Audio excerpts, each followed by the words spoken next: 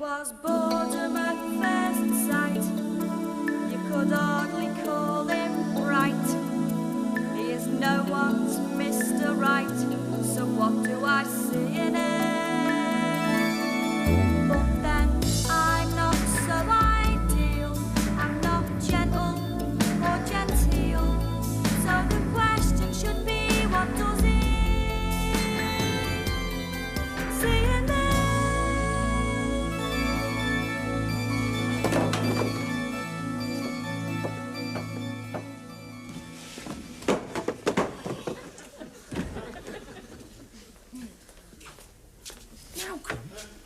What's up with you? Morning, Terry. I'll do that. You sit down. Thanks. Must have been a good night.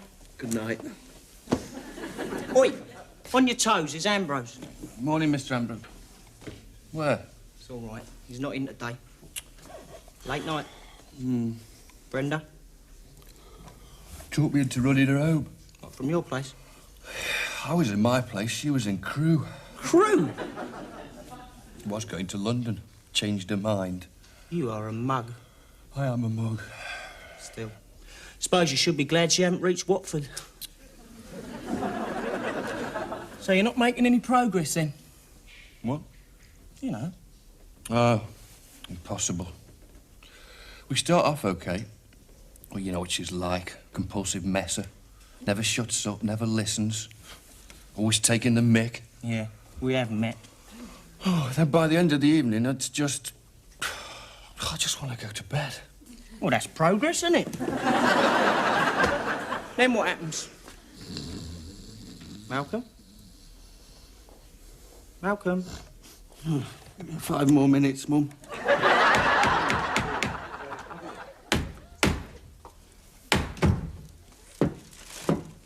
What do you think? Ludicrous. Yeah, it is better. You're late. Fluffy been cracking the whip? Oh, I could crack his head. He's just a big kid who wants to have his cake and eat it. Oh, I never thought of you as a piece of cake. He's gone all prissy ever since I told him what he could do with his turnip wine. Still wants to see me, though. But you will remember to put those personal letters I sent you in the paper shredder. Not the only thing of his I'd like to put in the shredder. Oh, little Sidney. Smarmy slob. And have you not sent out those claim summaries yet? He forgets that after a bank holiday, everyone gets a bit behind. And I suppose you've got more behind than most. I thought you were going to London. It was closed. No, I got dragged off the train by an admirer at Crewe. Pleaded with me to stay, he did. All right. You got Muggins Malcolm to bring you back, did you? Yeah. In his sidecar? No, he rode the bike you can't get to in a sidecar. Brenda. So Cloughie's still giving you a hard time, you say? Oh, he's so petty. You're too good for him. True. He doesn't appreciate a good thing while he's having it. Just a bloody big kid he is. Well, there's the answer. Tell him if he doesn't grow up, you'll put his teddy bear in the shredder. Might just do that. How's yours? Fast asleep under me pillow. Malcolm. Oh, he's a drip as well. If he was any wetter, you'd have to follow him round with a mop. We should give them both the Eve. You're right. There again, the next along might be worse. Could be violent or rob your purse when you weren't looking. Suppose you're right. At least my ornithologist's well-meaning, kind to his mum, and always washes his armpits. That's nice. Yeah. I hate fellas who smell, don't you? Especially when you're going to be wrapped around them on the back of a bike. It's like nursing a bin bag. Which brings us back to Sidney. I think you're a saint to put up with him, nothing less. I just have this wonderfully kind and generous nature. And he takes advantage. No, Pamela, you're a fool to yourself. She's a one-off, isn't she, Malc? Yeah, once they made Pamela, they broke the mould. You're right there, Malc. They broke the mould. And with the pieces, they made 3 new ones. What did you say? What did she say? I didn't quite catch it. People watching, we could take one each if there were 3 new ones. Same again, Malc. Oh, yes, please. And us. Oh, no, Tar, not for me. I'm going after this. Don't worry, I'll have hers. It's your shout. We never have any new ones these days. Well, there's Mary. Oh, we've done her. You've done her. And I'm afraid it's 9 out of 10 for that one, Pamela. You better have another go. Have you been talking to her? That's against the rules. No choice. I was in the laundrette on Wednesday, and when it came to my turn for the dryer, she catches a ride for 7 lal stockings and a birdcage cover. 7 stockings? That's what it says. 1 for straining the chip fat. Oh, of course. And she's not from Southport, she's from Hale. Hale? Hale in Cheshire. Well, then we can call her Hail Mary. Well, that's another thing. She calls herself Frida. Oh, no, that's too much. She's wrong there.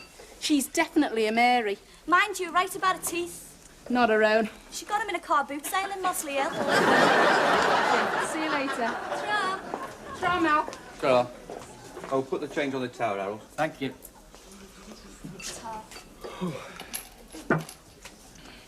Strange smell over there. Yeah, we call it Cedric. It's like stale cabbage water. He works down the veg market and distills his own aftershave out the leftovers. Does he? Honest. I'll get you some if you like. It'll freshen up your sidecar. No, I mean, does he work at the... Oh, you're making it up. Gosh, Malk, you've rumbled me. You've been people watching. Just a bit. Do you want a turn? Not at the moment. I can't compete. I still feel a bit dozy. Well, if you will spend your nights kidnapping innocent young girls from cosy railway stations. You know, I don't know why I bother for all the thanks I get. Thanks. It's all right. So how did you survive the day? Hey, Terry covered for me. He's all right, you know. What about you? I've got this trick. It's very clever, really. If I'm tired after a late night, I'll spend the next day in bed. It's all right for some. It's one of the little luxuries this government makes available for the likes of me. Take it you and Pamela are okay again? Yeah, we're mended. Actually, she's got other problems. With Hiss and Sid. He doesn't appreciate her. Yeah, so you said.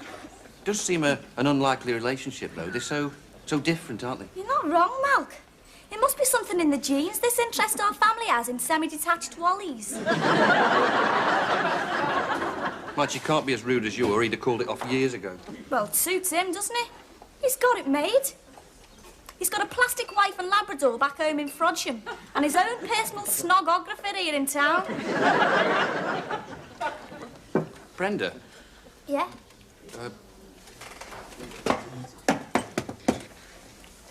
Pamela and Sidney, do they, No, of course not.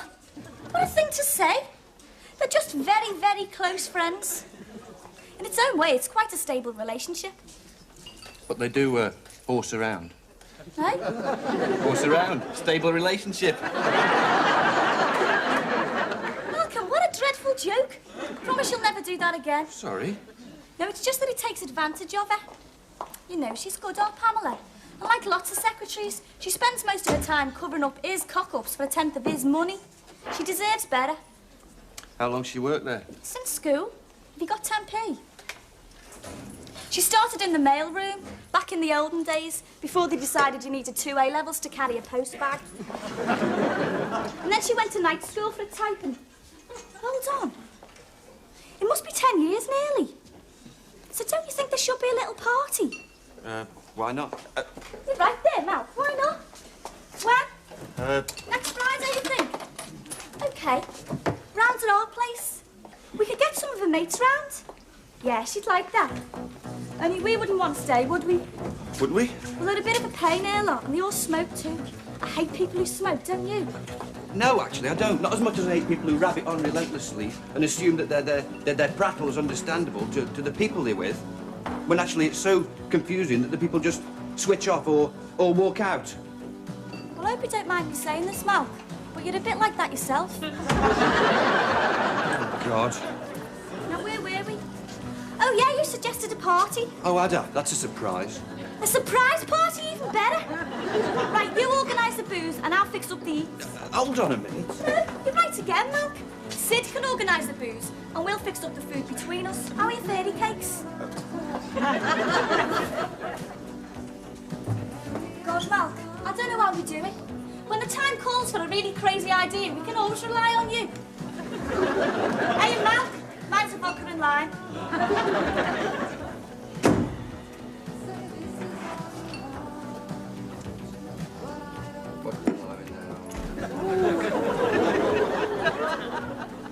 Unfortunately, we are unable to proceed with your claim for damage to personal effects until all, underline all, boxes of the appropriate form, CL/214, have been completed.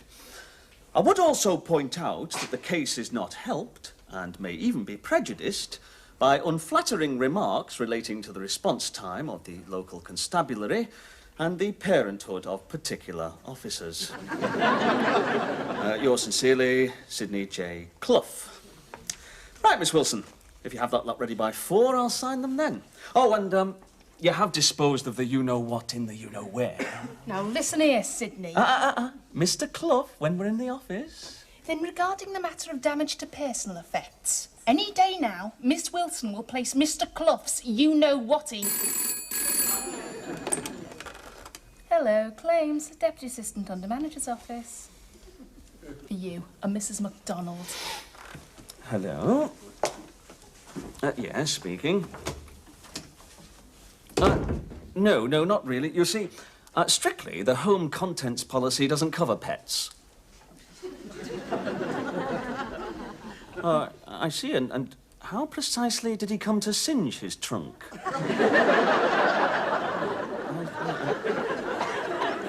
Until the brigade arrived, yeah. Well, yes, you're right, it is a bit complicated.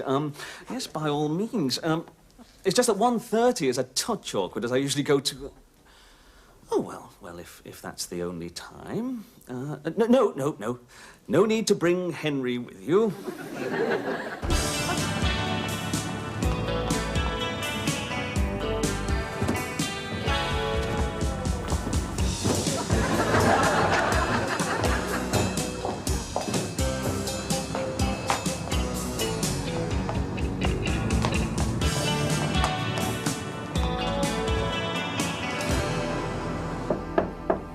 Hello?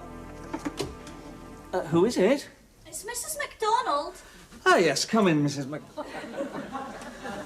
You. Hiya, Sid. What do you want? I brought you some gas shares. Was that you on the phone? Yeah. I had to leave Henry downstairs. Those lift doors close a bit fast and I thought he might catch his ears. Now listen, you have no business in this building. I shall have strong words with your sister about this. Sit down. Don't speak to me like that. Shut up. No, listen. No, Sidney, you listen and keep it zipped. 1, I do have business in this office, with you in fact. 2, you won't mention my little visit to Pamela. And 3, if you don't keep quiet, I shall be forced to conduct this interview at 17 Anti-Rhinum Close, Frodsham. Phone book. What do you want? You to be nice. What are you talking about? Sidney, you are a mean, inconsiderate, conceited, thoughtless, two-timing flea bag. Now look. Which, as you were about to point out, is none of my business. Only it is my sister you're taking advantage of, and I don't like it. So I want you to change. Not too much, or she won't recognise you. But what is needed is a spontaneous showing of your appreciation. I gave her those wine glasses at Christmas. No, you didn't. You gave her 24 coupons and told her which petrol station to pick them up at. However, your next idea involves putting those glasses to good use. Oh, does it? You've decided to throw a surprise party for your favourite stenographer next Friday. Will you fix up the food, Brenda? Yes, of course I will, Sidney. I'll look after the liquid refreshment. Well, that's very good of you, Sidney. And if you don't agree, the lovely Mrs. MacDonald will feel compelled to make a mysterious telephone call to Anti-Rhinum Close. And if that's not enough, she'll get Henry up here to sit on you.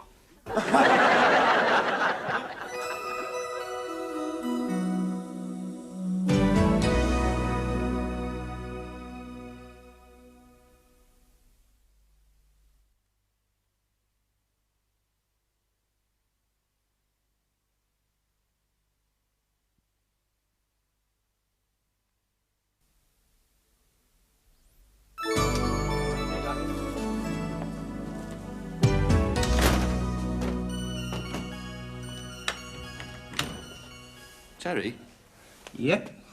can you make butterfly cakes? Butterfly cakes. I used to when I was a kid. You sort of cut an upside-down cone out the centre, halve it, fill the middle with cream. Malcolm. Then you put the 2 wings in the cream, like wings, sort of. Malcolm, this is a joke, isn't it? One of your traditionally unfunny jokes. No, I just can't remember how you make the cream. Brenda, I smell Brenda. She's setting you up for something. Yeah. Well, I mean, no. See, there's a party for Pamela that we're not going to, Brenda and me. At least we are going, but only till it gets going, because then we're going, because her gang smoke, at least a lot of them do. And Brenda and me are in charge of food, see? Just stop there. I'll go back to the door, turn round and we'll start again, shall we? Next Friday, there's a party. And you've been told to make butterfly cakes? No, they're my idea. OK, confuse me some more. Pamela's birthday, is it? Anniversary. On Friday this week, she'll have been in a present job 9 years, 7 months and 2 weeks. Obviously a cause for celebration. It's a surprise. Yeah, I'm sure it will be. See, if we'd waited till the 10 years were up... Malcolm, please don't bother to explain. Anything involving those two is bound to mean somebody being taken for a ride. My guess is that it's you. Sidney. Sidney. Oh, yeah. Big Sid, the wrestling promoter. From where was it? Frodsham. Oh, that was just Brenda's little joke. Yeah, at my expense that time. She made out it was some sort of Las Vegas. But it's not, is it? It's the sort of place they all turn out Saturday nights to watch the traffic lights change. It's quite nice, really. I had an uncle who lived there once. He's dead now. You mentioned Sidney.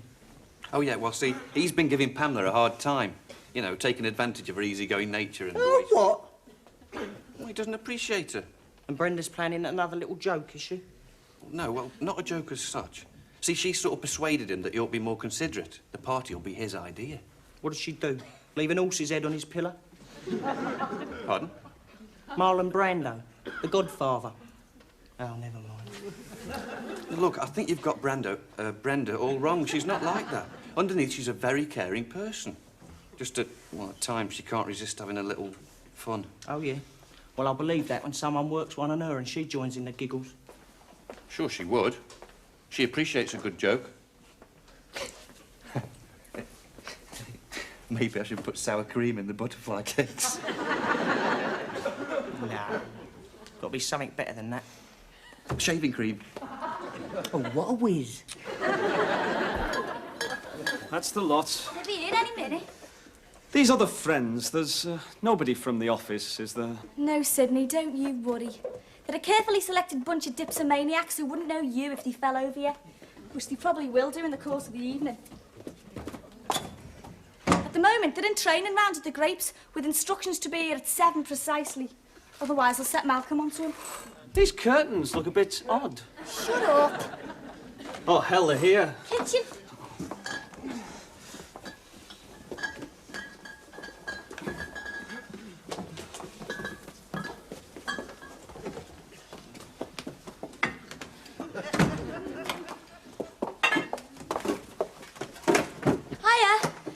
Late. Of course I'm late. I had the misfortune of meeting this pillar because I came out the office. Hi. Hiya. Can I give you a lift, he says? Oh, that was kind of you, Mal. Yeah, I was just passing. Oh, yeah, great. What he didn't mention was that it was a 15-minute walk to the multi-storey.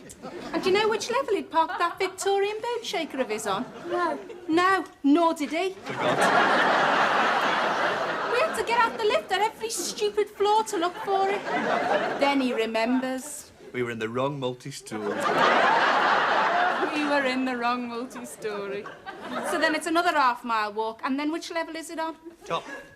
It usually goes to the top. You like whizzing down the ramps, don't you, Malk? It's the only time he gets up at decent speed. Not this time. It was rush hour, wasn't it? 20 minutes it took us to get out, and the fumes, God, it was awful. And that sidecar gets all steamed up. Oh, poor you. I can just imagine it. Sitting there like an oven-ready turkey in a microwave. Thank you. And I'm sure we went round some of them floors twice. Could be. Navigation isn't exactly a strong point, is it, Malk? I'm all right once I've got the map the right way up. God, that was another thing. Embarrassing it was. The line of traffic beeping away while he looks at his stupid map. I was always keen to find a new shortcut. In a car park. Then it's off on a magical mystery tour out through the festival site and halfway to the bloody airport. Oh, no, it's a lovely one alongside the river. You're as mad as he is. I could have been home an hour ago if it wasn't for you. Oh, that's okay. Oh, and the smell in that sidecar. Dead gerbils. Is it? I'm taking a notice. She's always saying that. Look, Pamela, why don't you go and freshen up? I'll have your tea out in 5 minutes and then we can go off to the Grapes. And he'll buy you a compensating pint of gin and orange. Ooh, poo. Well done. Guess I'm just a natural. She seemed a bit hostile. Well, nothing that a bit of debauchery won't cure.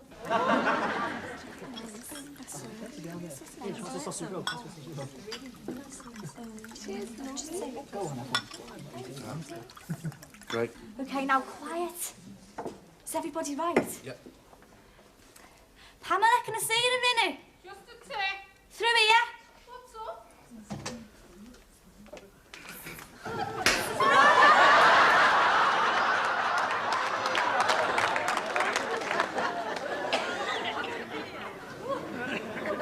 Guess you got it wrong again, Sidney.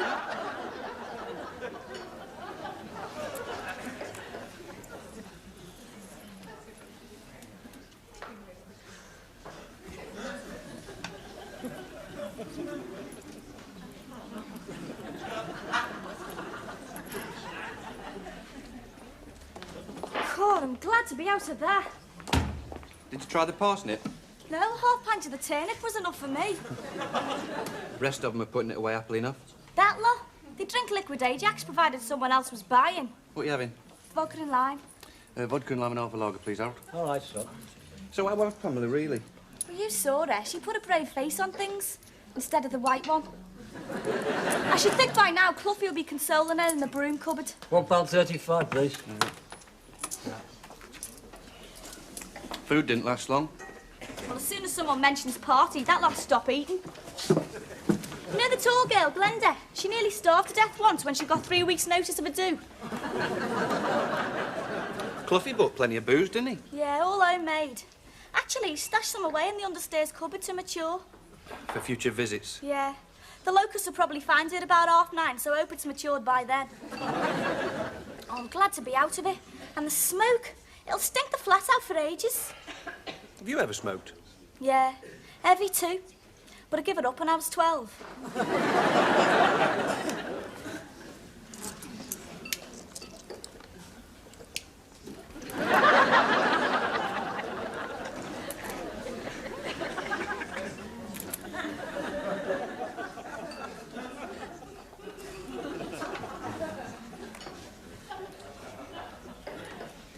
I don't suppose you've ever smoked, have you, Malk? No, never. I've no vices. Well, there's still time. So what are we going to do? What about a bit of people watching? That's not a vice. It's not even naughty. I'm not so tired this time. I see. And you think you can compete in the big league, do you? Yeah, I reckon. What about that fella over there? Oh, and Yui. OK, then. Who's first? I will, if you like. Let's see. Bit out of practice. I'd say, Hungarian, yeah. No, better still, Canadian, yeah. French-Canadian lumberjack with a wooden leg. Very good. Hobbies are balancing everyday objects on his nose whilst playing the organ. I like it. You're certainly getting the hang of things now, Mo. Easy, really. Saw him come in, did you? No, honest. Sorry, mate. Don't change the honours here. What is this? Hey, Malk. Hey, oh, excuse me, lad. Whoa, not in here. We haven't got a music licence. Who the hell is that? Like I said, a French-Canadian lumberjack with a wooden leg Malcolm. who balances everyday objects on his nose whilst playing the organ. Hello, any person here wish to buy some firewood? Well, you've got to come second sometimes, Brenda. You're around, I think.